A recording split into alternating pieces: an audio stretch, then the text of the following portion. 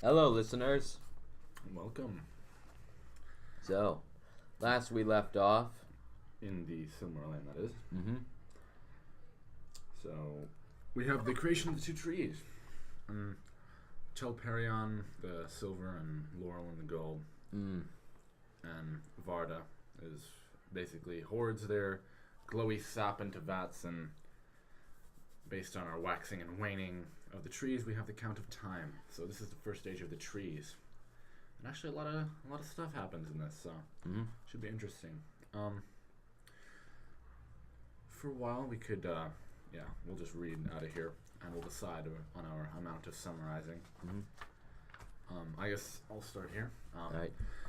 But as the ages drew on to the hour appointed by Iluvatar for the coming of the firstborn, Middle-earth lay in a twilight beneath the stars that Varda had wrought in the ages forgotten of her labors in Ea. And in the darkness Melkor dwelt, and still often walked abroad in many shapes of power and fear. And he wielded cold and fire from the tops of the mountains to the deep furnaces that are beneath them. And whatsoever was cruel or violent or deadly in those days is laid to his charge. From the beauty and bliss of Valinor, the Valar came seldom over the mountains to Middle-earth, but gave to the land beyond the Pelori their care and their love. And in the midst of the blessed realm were the mansions of Aule, and there he labored long. For in the making of all things in that land he had the chief part, and he wrought there many beautiful and shapely works, both openly and in secret. Of him comes the lore and knowledge of the earth, and of all things it contains, whether the lore of those that make not, but seek only for the understanding of what is, or the lore of all craftsmen. Wow, that was like a really, obnoxiously and unnecessarily complex sentence. Welcome to the Simarillion. Anyway, I'm going to read that again. Whether the lore of those that make not, but seek only for the understanding of what is, or the lore of all craftsmen, the weaver, the shaper of wood, and the worker in metals, and the tiller and husbandman also. Also, for those of you who are just... This sentence isn't even done yet, but just so that you understand the magnitude of this sentence. It has a colon, followed by another colon, then a semicolon. Also a colon, a comma, another comma, a colon, two more commas, a semicolon, another comma. We're still going. All right. Husbandman also. Though these last and all that deal with things that grow and bear fruit must look also to the spouse of Aule, Yvanna Kementari. Aule it is who named the friend of the Noldor, for of him they learn much in their days, or in after days, and they are the most skilled of the elves, and in their own fashion, according to the gifts which Iluvatar gave to them, they added much to his teaching, delighting in tongues and in scripts, and in the figures of broidery, of drawing and carving. The Noldor also it was, who first achieved the making of gems, and the fairest of all gems were the Silmarils. Time will drop. And they are lost. Roll credits. Yep. Title drop. All right. But Manwe Sulimo, highest and holiest of the Valar, sat upon the borders of Aman, forsaking not in his thought the outer lands. For his throne was set in majesty upon the pinnacle of Taniquetil, the highest of the mountains of the world, standing upon the margin of the sea. Spirits in the shape of hawks and eagles flew ever to and from his halls, and their eyes could see to the depths of the seas and pierce the hidden caverns beneath the world. Thus they brought word to him of well nigh all that passed in Arda. Yet some things were hidden even from the eyes of Manwe and the servants of Manwe, for where Melkor sat in his dark thought impenetrable shadows lay. So where we are now, the Valar have settled into Aman. They've created the trees after the destruction of the lamps, and Melkor is still hiding in his fortress Utumno, in the Middle-earth itself. Alright, you want me to pick up from here? Go ahead. Manwe has no thought for his own honor, and he is not jealous of his power, but rules all to peace. The Vanyar, he loved best of all elves, and of him they received song and poetry, for poetry is the delight of Manwe, and the song of words is his music. His raiment is blue, and blue is fire of his eyes, and his spectre is of sapphire. Scepter, yeah, that's right. Which of Noldor wrought for him, and he was appointed to be the vice, the I vice, feel- I feel- vicegerent, I thought it was a vice regent, but vice. that's not how it's spelled. Yeah, Just it's skip over. vicegerent of Iluvatar, king of the world of the Valar and elves and men, and the chief deference against the evil Melkor. No, deference? Is it? No, it's defense, not deference, against the evil of Melkor. With Manwë dwelt Varda, the most beautiful, she who in Sindarin tongue is named Elbereth, queen of the Valar, maker of the stars, and with where a great host of spirits in blessedness. But Ulmo was alone, and he abode not in Valinor, nor came thither unless there was need for a great council, which was mentioned actually in the Anudale.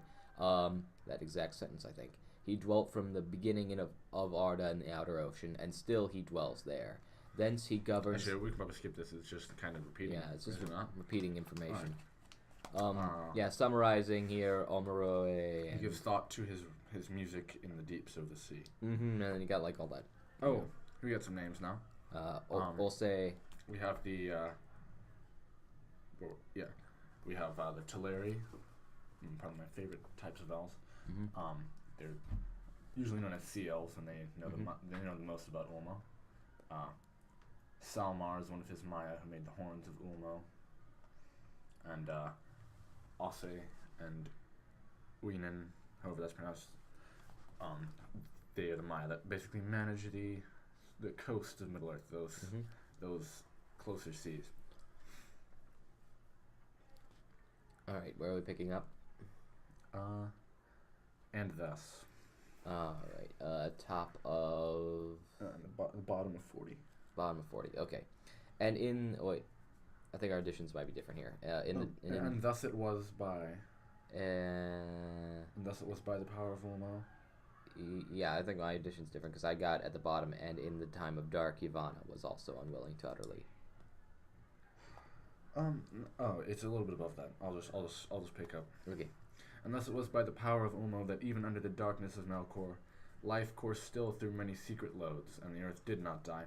And to all those who were lost in that darkness, or wandered far from the light of the Valar, the ear of Ulmo was ever open, nor has he ever forsaken Middle-earth, and whatsoever may since have befallen, of ruin or of change, he has not ceased to take thought for it, and will not until the end of days. Alright, I'll take them here. And in that time of dark, Yvanna also was unwilling utterly to forsake the outer lands. For all things that grow are dear to her, and she mourned for the works that she had begun in Middle-earth, but Melkor had marred. Therefore, leaving the house of Aule and the flowering meads of Valinor, she would come at times and heal the hurts of Melkor, and returning she would ever urge the Valar to war with his evil dominion, that they must surely wage ere coming of the firstborn.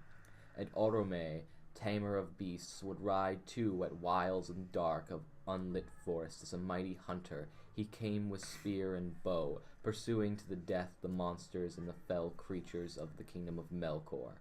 And his white horse, Nara, shone like silver in the shadow.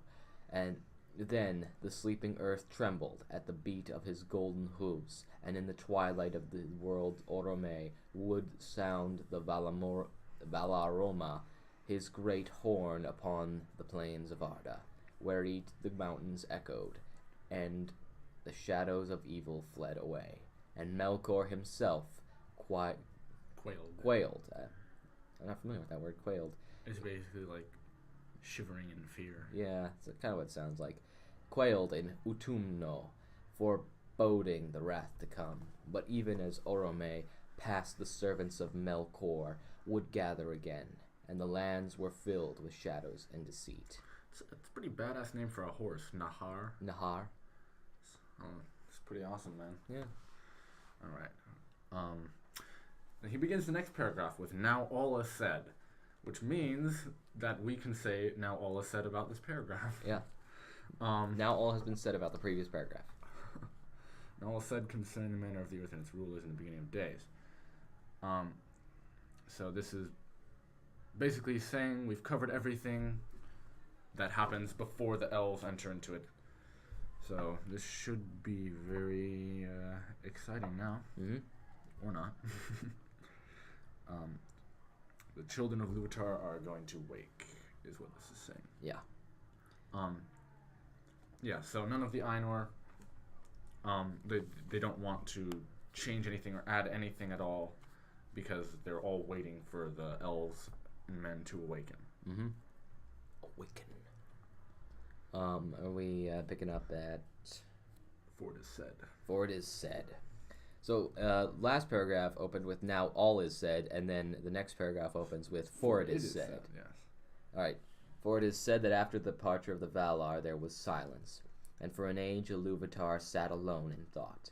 Then he spoke and said, "Behold, I love the earth, which shall be a mansion for the Quendi and the Antini. Atani.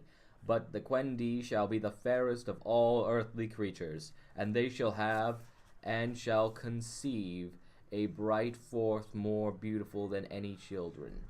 And they shall have greater bliss in this world. But to the Antani I will give a new gift." Atani? Atani, I think. Atani. I said Atani. You said Antani, whatever. It's a soft A. Therefore, he willed that the hearts of men would seek beyond the world, and should find no rest therein, but they should have a virtue to shape their life, and powers chances of the world, beyond the music of the Ainur, which has fate to all else things, and of their operation everything should be, in form and deed completed, and the world fulfilled unto the last and smallest. Well, we certainly don't need to cover this, because all these next two paragraphs say is men are mortal and the elves are attached to the world, and they live eternally with the world. And they die with the world. When an elf dies, he'll go to the halls of Mondos, and he will wait there either until the end of days or until he's reincarnated, like a Glorfindel, who's sadly a missed character from the Fellowship movie, but not that that matters. Yeah. He was actually, it's thought that he is a reincarnated. We'll read about him later. And Iluvatar did give men mortality as a gift. Yes, mortality is a gift because they can move beyond the world, beyond the music of the Ainur, but they're too stupid to realize that that's a gift, and they always get hella pissed that they're not as immortal as the elves. Mm-hmm. Anyway, of Alue and Yvanna, who are both going to make their own kids. Close. Well, no, that's correct. Yeah. Mostly, yeah. Good enough. All right, you want me to pick up? Do we really? Well, it's like just them making the dwarves, and she. All right, you can read that. All right. It is told that in their beginning the dwarves were made by Aule in the darkness of Middle-earth. For so greatly did Aule deserve the coming of the children, to have learners to whom he could teach his lore and crafts, that he was unwilling to await fulfillment of the designs of Iluvatar. And Aule made the dwarves even as they still are, because the forms of children who were to come were unclear to his mind, and because the power of Melkor was yet over the earth, and he wished therefore that they should be strong and unyielding. But fearing that the other Valar might blame his work, he wrought in secret, and made first the 7 fathers of the dwarves in a hall under the mountains in Middle-earth.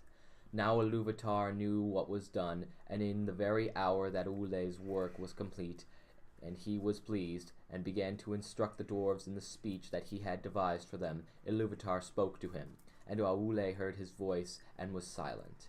And the voice of Iluvatar said to him, "Why hast thou done this? Why hast thou attempted a thing which thou knowest is beyond thy power and thy authority?